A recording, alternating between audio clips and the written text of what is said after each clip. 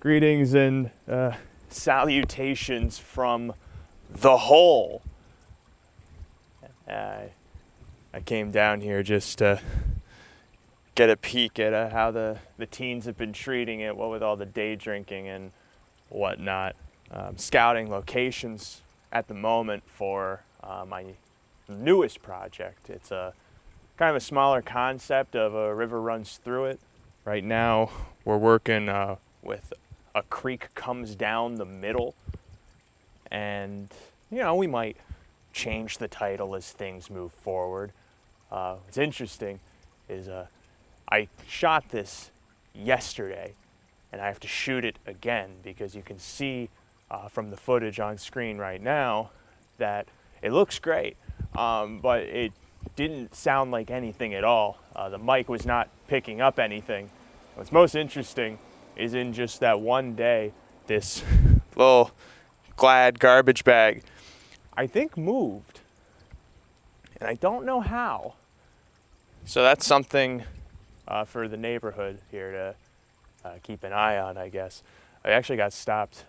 There was a woman walking through the neighborhood that saw me come down here yesterday, and she had, I swear to God, she was walking Marmaduke. I saw Marmaduke. I met Marmaduke, gave me his potograph, and she, it's always just surprising to me that people are receptive to like seeing cameras and things like that, because where I come from, people tend to be a lot more private and feel like that if someone has a camera, then something's going on, but not in a good way.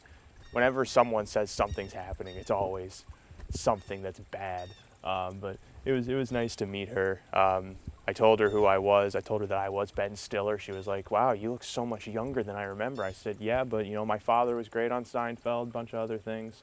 You should check out the Ben Stiller Show. It's something I made in 1997." And she went, "Wow, okay, I'll take your word for it." But I am in the middle of pre-production on a new project for the main channel, since my last upload was 9 or 10 months ago with the short film that I made. Tried to be a feature, but it didn't need any more fat on it.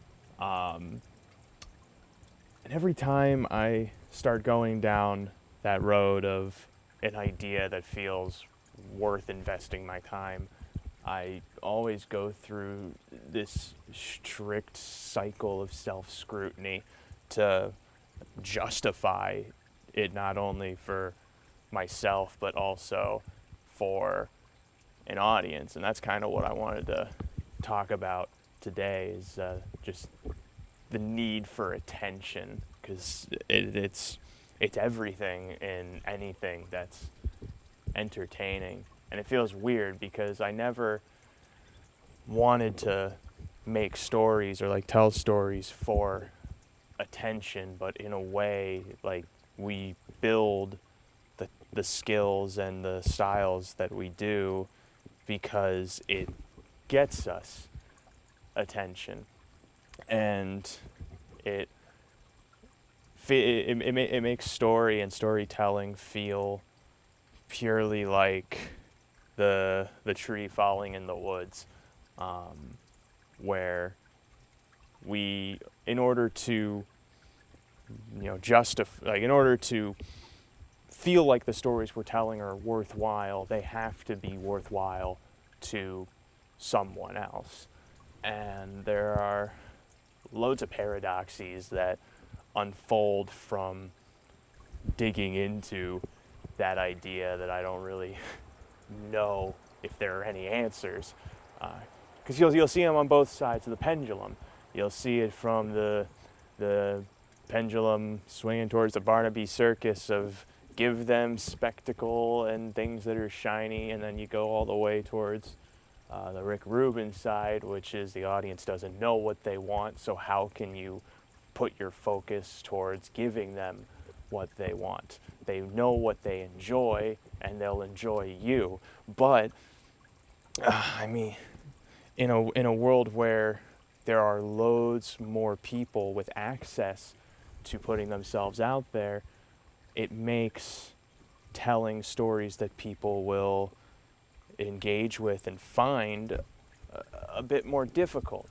And I see so many different types of content that are so driven on keeping the attention, on how even the editing of the modern type of content is manicured purely for keeping attention, with fast cuts and shot switches and things like that, versus making something where you're at pace with the intention of the pacing, like how you listen to a song or something like that. We don't treat movies and videos in the same way, and it's interesting just to think about, because you don't really hear a lot of people listening to cacophonous stuff, but you'll see a lot of people watching cacophonous stuff, and that's just that's an interesting irony that I just thought about.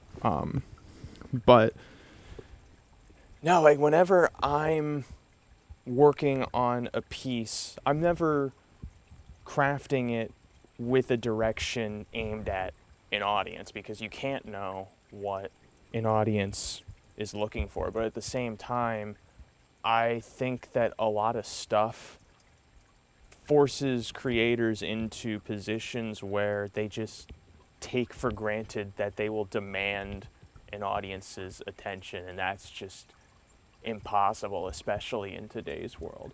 You know, even just like browsing on YouTube, if you're trying to stay focused on this one thing you're watching, there are 10 or 12 different other eye-catching things in your peripheral tantalizing you, trying to get you to stop focusing on the thing you're trying to focus on. And it becomes then not even, in a way, people lose their their agency for giving attention, because it becomes this this hamster wheel rolling down Sisyphus Hill that eventually, that who knows where it leads to. And at least for me, I'm putting all this time in, for one, because I want to try and make something that people enjoy. But part of that also means that it's something where you want the audience to feel like their time was spent in an okay way. And you're never going to bat 1,000 on that. There are going to be people who watch Make the Best of It and think it was a waste of 28 minutes. And there are other people who are going to say that it was an interesting use of 28 minutes. And I mean, the truth of it all is that if it's between watching like a strung out 1 hour concept or a tight 2-minute concept, I think a lot of people are going to watch the 2-minute one more than the hour, just because you look at what the audience is like today. A lot of people work 9 to 5s, they work overtime, they can barely pay their bills, pay their rent, buy food, and then when they get home, they only have like 3 or 4 hours left in the day. One of them could be spent at the gym, one of them is spent making dinner, and then that's 2 hours of the day that's left for them to have to themselves.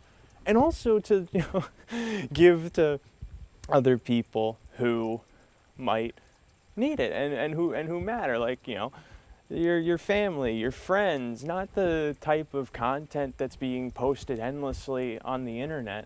And so it creates this paradox inside of me, because I, especially this year, have been so focused more on like giving time to people in my life. And I think because of that, I've also developed a new perspective on what making my type of content is supposed to be, because I could make endless things by myself, but if, for one, no one's watching it, and for two, there's no one that I care about giving me any kind of feedback, whether it's positive, whether it's critical, whether it's even just affirmative or supportive, then it doesn't feel like I'm doing anything. It feels more like I'm just floating versus like digging into a mountain, because everyone wants to dig into a mountain. Most people don't want to dig into a mountain. And so with that, I've also been thinking a lot more just that when I'm making something, you should be doing your best to respect your audience's time, making sure that you're deliberate in how you're pacing it and how you're framing it, how you're telling it, and focusing on trying to make whatever point it is as clear as you possibly can, even if it's something that's abstract, because for something to be abstract, it has to have some root in the thing it's abstracting from. Otherwise, you just see a bunch of splotches and everything becomes a Rorschach test. But it's a struggle, because at least for me, I'm at it alone right now, navigating through these ideas, and that forces me into positions where I have to edit harsher than I might have to, or even not edit harsh enough, because ultimately I have final say on everything, and everything is off my instinct, and to that degree makes everything I make more authentic of me. But at the same time, there might be times where it's more self-indulgent than it is entertaining, and that's always that's just a tightrope that I think every artist will walk. But I've just been thinking about this, especially looking at just what like a mainstream sketch comedy is on YouTube, where you are looking at premises and things like that that in some way might have been done before. And so the other piece of the audience's time that I always take into account is what else am I competing with, or like what else am I associated with, with whatever kind of idea, because no matter what, any kind of idea you have is tethered to some sort of baggage that has some connotation related. And you sometimes acknowledge that, you sometimes just hope that if you can ignore it, that it doesn't become clear. But there's the annals of time, and some would say the annals of time, with the amount of shit that's been pushed through. There are thousands, millions of routines that people have done, some that we might not ever be able to see because of archive reasons that are not accessible to the public.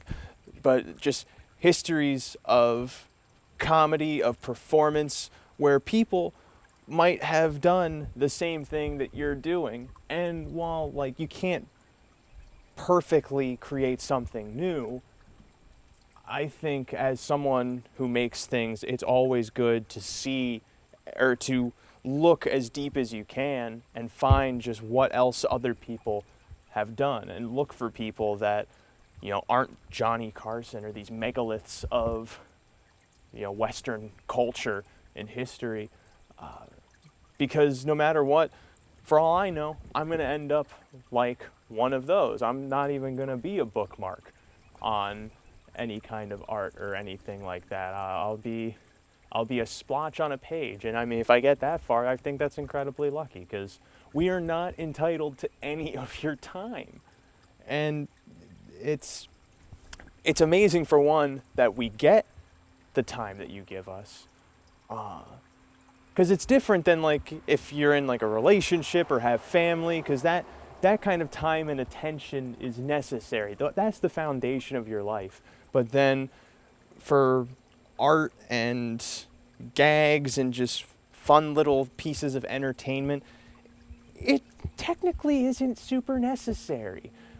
For me, it's necessary because it gets my mind moving. And when my mind's moving, I feel my most alive. But that's not that way for a lot of people. A lot of people don't need funny things and stuff like that, but also they do. And it's a pendulum that ultimately I swing back and forth from. It kind of gets in my own way, but it's the best that I'm working through right now, and I just wanted to kind of talk about that, how ultimately, as a creator, while we shouldn't curate or pander to an audience, I think no matter what, with whatever we're doing, we want to be as considerate as we can that if people watch this, that in some way we're justifying their time, and we won't be exact on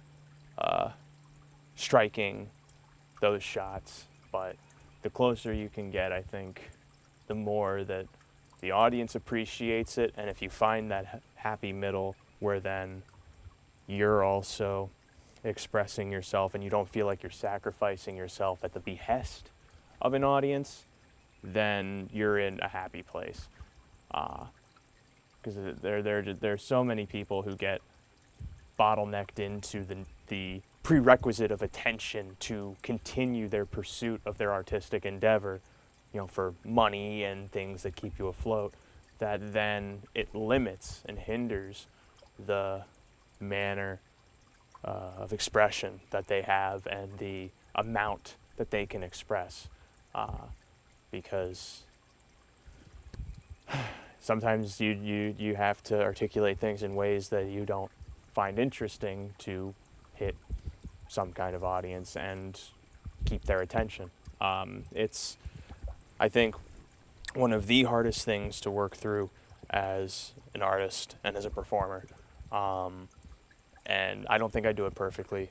I don't think anyone does it perfectly, but it's always something that is worth keeping in the back of your head, as long as you aren't like me and it kind of makes you makes it harder to make the things that you want to do. But at the same time, I do have to recognize that I have a catalog of work that I can stand by with each and everything, and that I feel proud of, and in a way each one kind of says a different thing, but I mean because of that and because of my strict scrutiny that I hold on myself, I'm not even a one upload a month channel. I work freelance work. I have other jobs. I spend time with my family, my friends, and some would say that all gets in the way, but I'm at a place where I'm focusing on making that more of a priority, because then that gives me a more solid foundation of heart to approach my expression. Because otherwise you get into, and this is probably for another video, you just get into like a pothole of culture that like LA can be, where then you're writing a script about a writer trying to sell a script, and you're creating then these stories that like a generic audience might not really care about, because it doesn't relate to them, Like gone are the ways of sitcoms like Taxi and these sitcoms. The last one we really got were the ones that people worked in offices, but now since no one works any kind of normal job, there's no cultural core that we can hammer into for sitcom fodder, but also the sitcom is dead. So I think that's about it for this ramble. Like all of them, I hope that I conveyed some kind of point through what I was saying. A lot of these kind of turn more into rants, but I do my best to not approach them cynically, or with any kind of negative tone, because ultimately we're all just doing our best, and everyone with the right intentions approaching making things just wants to be able to keep doing it, and it just striking for longevity is the most difficult thing. And I worry for a lot of people who are so good at like the audience retention and firing for audiences, that they just fizzle away.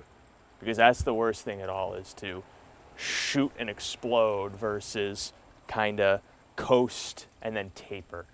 because if you coast and taper, you can have a long time of enjoying the thing that brings you the most joy versus making a bunch of money and then no one liking you anymore.